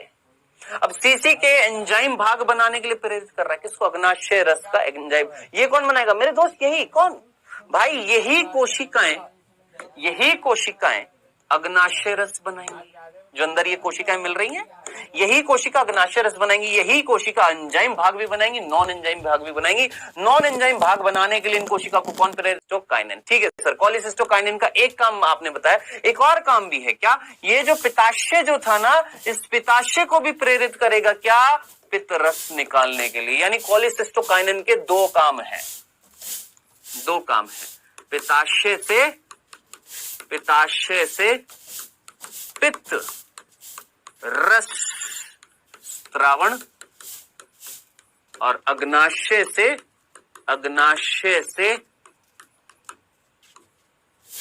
एंजाइम, अग्नाशय रस का एंजाइम भाग निर्माण, ठीक है। अग्नाशय रस का एंजाइम भाग का निर्माण करने के लिए कौन उत्तरदायी, सर कोलिसिस्टोकाइनिन। पित्ताशय रस से पित्तरस का स्त्रावण कराने के लिए कोलिसिस्टोकाइनिन। अग्नाशय रस का नॉन एंजाइम भाग बनाने के लिए सिक्रेटिन। बचा कौन मेरे दोस्त, ये सारी चीजें यहां पर हो गई हैं। बचा कौन है आपका, कौन, इसके बाद है जीआईपी, यही बोला था, जीआईपी देख ले, गैस्ट्रिक इनहिबिटरी पेप्टाइड, जीआईपी। ये जठर स्त्राव और उसकी गतिशीलता को अवरुद्ध करता है और अंतःस्रावी मतलब क्या कर रहा है ये? अब आप बोलेंगे सर क्या कर रहा है? देख, बहुत सिंपल सा फंक्शन है। बहुत ज्यादा चीजें हो गई ना, है ना, बहुत कंफ्यूज हो रहे होंगे। नहीं मेरे दोस्त, ये सब पढ़ना तो पड़ेगा, ये सारी चीजें याद तो करनी पड़ेगी। देख वापस से बता रहा हूं, देख गैस्ट्रिन ने क्या किया था? जठर ग्रंथियों को प्रेरित किया था HCl और पेप्सिनोजन का निर्माण करने के लिए। सिक्रेटिन ने अग्नाशय ग्रंथि का जो 99% भाग जो बाह्य स्रावी था, ये जो बाहर मिल रहा था, जिनकी कोशिकाओं का नाम है एक्नी, उन कोशिकाओं को प्रेरित किया क्या बनाने के लिए? नॉन एंजाइम भाग बनाने के लिए। कोलिसिस्टोकाइनिन ने इन्हीं कोशिकाओं को एंजाइम भाग बनाने के लिए प्रेरित किया और पित्ताशय से पित्तरस के स्रावण को प्रेरित किया। ठीक है, अब बचा कौन? ये GIP। इस GIP में वर्ड आ रहा है इनहिबिटरी मतलब अवरोधी, मतलब, और आगे वर्ड आ रहा है जठर। यानी जरा सोच, तेरे पेट के अंदर जठर रस निकल रहा है। हाँ सर निकल रहा है। तो जठर रस को निकालने के लिए प्रेरित कौन कर रहा था? जठर रस को निकालने के लिए प्रेरित कौन कर रहा था? गैस्ट्रिन। तो जठर रस को नहीं निकालना है, उसके लिए प्रेरित कौन करेगा? जठर रस को नहीं निकालने के लिए, यानी जठर रस के निर्माण को रोकने का काम, अवरोध करने का काम कौन करेगा? GIP। अब आप जरा सोचिए, सोच समझ कर मुझे बताएं, बहुत सिंपल सी बात, क्या आपके पेट में हमेशा जठर रस निकलता रहता है? नहीं ना, जब भोजन जाएगा तभी तो निकलेगा ना, है ना। तो जठर रस को नहीं निकालना, इसके लिए कौन रेगुलेट कर रहा है? ये। जठर रस को निकालना है, उसके लिए कौन रेगुलेट कर रहा है? ये। बाकी ये दो मैंने आपको बताई दिए हैं। अब ये जो 4 हार्मोन जो हमारी एनसीईआरटी में, इसके अलावा और भी होते हैं, बहुत सारे होते हैं। अभी तो हमारी एनसीईआरटी में मात्र 4 दे रखे हैं, ये 4 याद करने हैं। इस चैप्टर का आखिरी टॉपिक हार्मोन क्रिया की क्रियाविधि। हालांकि ये टॉपिक बिल्कुल स्टार्टिंग में होना चाहिए, लेकिन अब क्या करें, एनसीईआरटी हमारे लास्ट में दे रही है कि भाई साहब आपने हार्मोन तो पढ़ लिया अंतःस्रावी ग्रंथियों से, अब ये हार्मोन करेंगे क्या? ये हार्मोन काम कहां पर करेंगे? तो बेटा बहुत सिंपल तरीके से ध्यान से सुनना, ये हार्मोन 2 तरीके से काम करते हैं। ये हार्मोन है, ये कोशिकाओं पर जाते हैं और उन कोशिकाओं पर इन हार्मोन का एक निश्चित ग्राही होता है। क्या बोला मैंने? हर एक हार्मोन का एक निश्चित ग्राही होता है। जैसे ये हार्मोन है, ये गया कोशिका के पास, उस कोशिका पर ये ग्राही मिल रहा था, ये है ना। हाँ सर, ठीक है। अब इस ग्राही से जुड़ते हैं और ग्राही से जुड़ने के बाद एक सम्मिश्र बनाते हैं। क्या बनाते हैं? एक कॉम्प्लेक्स बनाते हैं, सम्मिश्र बनाते हैं, हार्मोन ग्राही सम्मिश्र। क्या बोलेंगे इसको? हार्मोन ग्राही सम्मिश्र। ठीक है, अब क्या होगा? इस सम्मिश्र के बनने के परिणाम स्वरूप कहीं ना, है ना। हाँ सर, ठीक है। अब इस ग्राही से जुड़ते हैं और ग्राही से जुड़ने के बाद एक सम्मिश्र बनाते हैं। क्या बनाते हैं? एक कॉम्प्लेक्स बनाते हैं, सम्मिश्र बनाते हैं, हार्मोन ग्राही सम्मिश्र। क्या बोलेंगे इसको? हार्मोन ग्राही सम्मिश्र। ठीक है, अब क्या होगा? इस सम्मिश्र के बनने के परिणाम स्वरूप कहीं ना कहीं कोशिका में बदलाव आते हैं। अब क्या बदलाव आता है? रुकिएगा, ठहरिएगा, सुनिएगा। मैं आपको फिर बोल देता हूं, वापस से बोल देता हूं, अब तक जितनी भी चीजें पढ़ी है सारी की सारी इंपॉर्टेंट है, और ये जो यहां से यहां तक जो चीज दे रखी है दोस्त, इसको भूल ना जाइएगा, क्योंकि प्रश्न आते हैं यहां से, प्रश्न पूछे जाते हैं यहां से। स्टार बना देता हूं, जितने कहोगे उतने बना देता हूं, जितने कहोगे उतने बना देता हूं, क्योंकि यहां से प्रश्न पूछे जाएंगे। पूछ लिया जाएगा टेस्टोस्टेरोन किस प्रकृति का है, एल्डोस्टेरोन किस प्रकृति का है, इंसुलिन किस प्रकृति का है। सो यहां पर हार्मोन की प्रकृतियां दे रखी हैं, याद रखना। सबसे पहले या तो पेप्टाइड प्रकृति का यानी प्रोटीन प्रकृति का, कौन कौन से हैं? इंसुलिन, ग्लूकेगॉन, पीयूष ग्रंथि के हार्मोन, हाइपोथैलेमस के हार्मोन, कौन कौन? इंसुलिन, ग्लूकेगॉन, पीयूष ग्रंथि, हाइपोथैलेमस। कैसे याद होएगा? देख, हाइपोथैलेमस, उससे लटकी हुई पीयूष, सारे के सारे प्रोटीन प्रकृति के। डन। फिर हमारे अग्नाशय में 2 ही हार्मोन निकल रहे थे, इंसुलिन, ग्लूकेगॉन, खत्म। तो अग्नाशय, सिंपल, अग्नाशय, पीयूष, हाइपोथैलेमस, खत्म। बोल, याद हो जाएगा कौन कौन? अग्नाशय, अग्नाशय, अग्नाशय के ये दोनों, पीयूष और हाइपोथैलेमस, खत्म। किस प्रकृति के? प्रोटीन। स्टेरॉइड प्रकृति याद कर, एक प्रकार की लिपिड प्रकृति याद कर। कौन कौन से कॉर्टिकॉइड थे? कॉर्टिकॉइड कौन कौन से थे? याद कर, याद कर। कहीं ना कहीं आपको कॉर्टिसोल याद आ रहा है? कॉर्टिसोल, हाँ सर।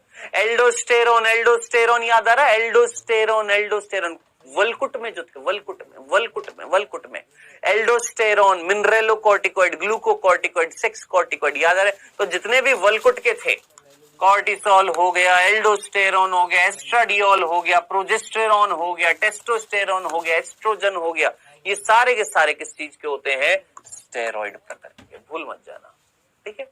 नेक्स्ट, आइडोथायरोनिन, यानी ऐसे हार्मोन जिनमें आयोडीन होगा। अरे नाम से पता लग जाएगा आयोडीन किसमें था? थायरोक्सिन में, यानी थायराइड हार्मोन में। डन।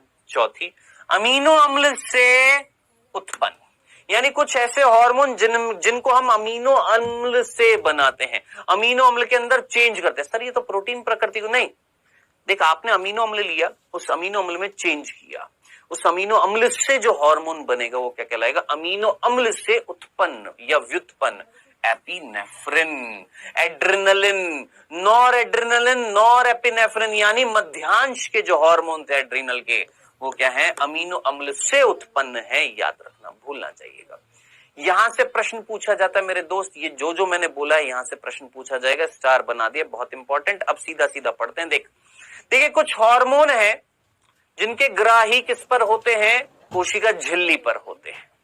अब ये जब तक मैं नहीं बताता तो आगे की चीज समझ में नहीं आती। मैंने बोला हमने हार्मोन्स को दो कैटेगरी में बांट दिया। एक वो हार्मोन जो कोशिका के अंदर नहीं जा पा रहे, कोशिका की झिल्ली अंदर जाने नहीं दे रही है ना, चयनित पारगम्य होती है ना, तो ऐसे हार्मोन जो अंदर जा नहीं पा रहे उनके ग्राही किस में मिल रहे हैं? सर कोशिका झिल्ली में मिल रहे हैं। ऐसे हार्मोन जो कोशिका झिल्ली को चीरते हुए अंदर चले गए हैं, दिख रहे? दो तरीके के, एक वो जो अंदर नहीं जा पा रहे, एक वो जो अंदर चले गए हैं। तो जो अंदर चले गए हैं ज्यादातर वो कौन से होते हैं? स्टेरॉइडल होते हैं। स्टेरॉइड लिपिड प्रकृति के। जरा सोच, प्लाज्मा झिल्ली में लिपिड थी? हाँ सर थी। तो लिपिड में घुलकर अंदर चले जाएंगे? हाँ सर चले जाएंगे। तो ऐसे हार्मोन क्या कहलाएंगे? लिपिड में घुलनशील, यानी स्टेरॉइडल प्रकृति के। आराम से चले जाएंगे, अपना अंदर जाकर काम करेंगे। इनके ग्राही जो होते हैं वो कहां होते हैं? केंद्रक के अंदर होते हैं। ये कोशिका के अंदर केंद्रक आवरण, इस केंद्रक के अंदर जाकर, केंद्रक के अंदर जाकर इनके जो ग्राही होते हैं उनसे जाकर ये जुड़ते हैं। कौन कौन? आपके वसा में जो घुलनशील होते हैं स्टेरॉइडल हार्मोन होते हैं, ये अंदर चले जाते हैं। इनके ग्राही अंदर मिलते हैं, अंदर जाकर ये इनसे जुड़ते हैं, और जुड़ने के बाद ये ग्राही और ये हार्मोन का जो मिश्रण है ये जाकर डीएनए में परिवर्तन करता है और उत्पाद बनवाता है। डन। ये तो ऐसे हार्मोन है जो अंदर जाकर काम कर रहे हैं। अब सर जो बाहर है वो, ये तो अंदर जा नहीं पा रहे। फिर इस कंडीशन में क्या होता है? ये हार्मोन जब ग्राही से जुड़ता है, ये हार्मोन जब ग्राही से जुड़ता है, इसको समझने के लिए एक वर्ड होता है जिसको हम अंग्रेजी में बोलते हैं मैसेंजर। मैसेंजर का मतलब जो मैसेज लेकर आ रहा है, ठीक है। ये है बेटा जी primary messenger. Primary messenger, primary messenger का मतलब प्राथमिक संदेशवाहक, यानी जो संदेश लेकर आ रहा था सबसे पहले, लेकिन अंदर नहीं जा पा रहा। तो क्या हुआ? जैसे ही इस ग्राही के साथ जुड़ा, जुड़ने के बाद अंदर कोशिका के अंदर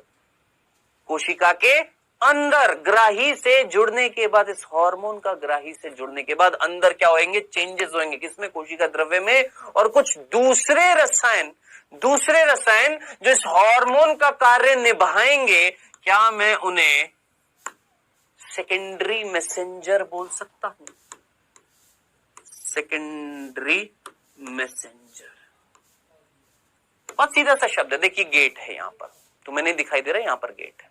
मैं आया, इस गेट पर एक गार्ड बैठा था। मैं आया, मैंने उससे बोला कि भाई मेरे को अंदर जाने दे, मेरी बहन है अंदर, मेरे को उसको सामान देना है। ठीक है। गार्ड ने कहा नहीं मैं तेरे को जाने नहीं दूंगा, उसकी क्लासेस चल रही हैं अंदर, वो कहीं पढ़ रही थी क्लास में। उस गार्ड ने बोला मैं अंदर जाने नहीं दूंगा, अपना मैसेज जो है यानी अपने जो सामान है मेरे को दे दे, मैं अंदर किसी दूसरे बच्चे से कह देता हूं या किसी दूसरे व्यक्ति से कह देता हूं, वो तेरी सिस्टर को दे देगा। तो मैं कौन था? Primary messenger. क्या लेकर आया? संदेश, ये संदेश जो था मेरे को तो अंदर जाने नहीं दिया जा रहा था, तो मैंने इस गार्ड को बोला, यानी इस ग्राही को बोला मेरे संदेश को अंदर पहुंचाओ, तो गार्ड ने उस संदेश को किसी दूसरे को दिया। वो क्या कहलाएगा? सेकेंडरी मैसेंजर कहलाएगा। प्रश्न आपसे पूछा जाएगा सेकेंडरी मैसेंजर कौन होता है? बेटा जी याद रखना, दो, चक्रीय एएमपी और कैल्शियम। कैल्शियम, जी हां, और चक्रीय AMP, adenosine monophosphate, cyclic monophosphate, चक्रीय एएमपी, ये क्या होते हैं? द्वितीय मैसेंजर होते हैं, और ये जाकर अंदर उस हार्मोन का कार्य करवाएंगे, वो जो लिपिड में घुलनशील नहीं होते हैं, जैसे FSH, फॉलिकल स्टिमुलेटिंग हार्मोन, याद रखना FSH। सो ये था बेटा जी आपका कुल मिलाकर चैप्टर, और इसी के साथ हमने समाप्त किया है ये चैप्टर। समय हुआ है आपका क्विज का। पहला प्रश्न आपकी स्क्रीन पर आता हुआ फर्स्ट, इंसुलिन हार्मोन अग्नाशय की कौन सी कोशिका से स्रावित होता है? Alpha, beta, gamma, PP. Insulin hormone अग्नाशय की कौन सी कोशिका से स्रावित होता है? Alpha, beta, gamma, PP.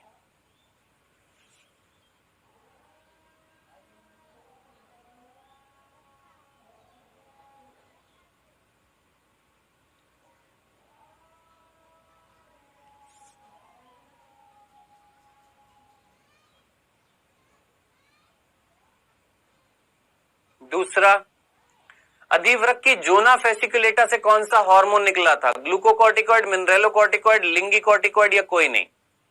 Zona fasciculata से, जोना फेसिकुलेटा से क्या निकला था?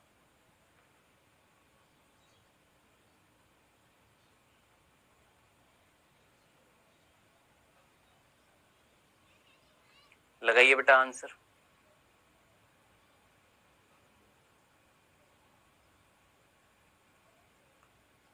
चलिए जी, टाइमर हुआ समाप्त। आइए देखते हैं बेटा। सबसे पहला था इंसुलिन हार्मोन अग्नाशय की कौन सी ग्रंथि से स्रावित होता है? आप अच्छे तरीके से जानते हैं इंसुलिन जो है वो बीटा कोशिका से निकलता है। अल्फा से क्या निकला था आपका? ग्लूकेगॉन। अधिवृक्क की जोना फेसिकुलेटा से कौन से निकले थे? जोना ग्लोमेरुलोसा से मिनरेलोकॉर्टिकॉइड, जोना फेसिकुलेटा से ग्लूकोकॉर्टिकॉइड, और लिंगिकॉर्टिकॉइड जोना रेटिकुलरिस से। खत्म। सो ये था बेटा जी आपका चैप्टर। लास्ट में जाते जाते बहुत बहुत धन्यवाद आप सभी का। ये था हमारा चैप्टर रासायनिक समन्वय तथा एकीकरण।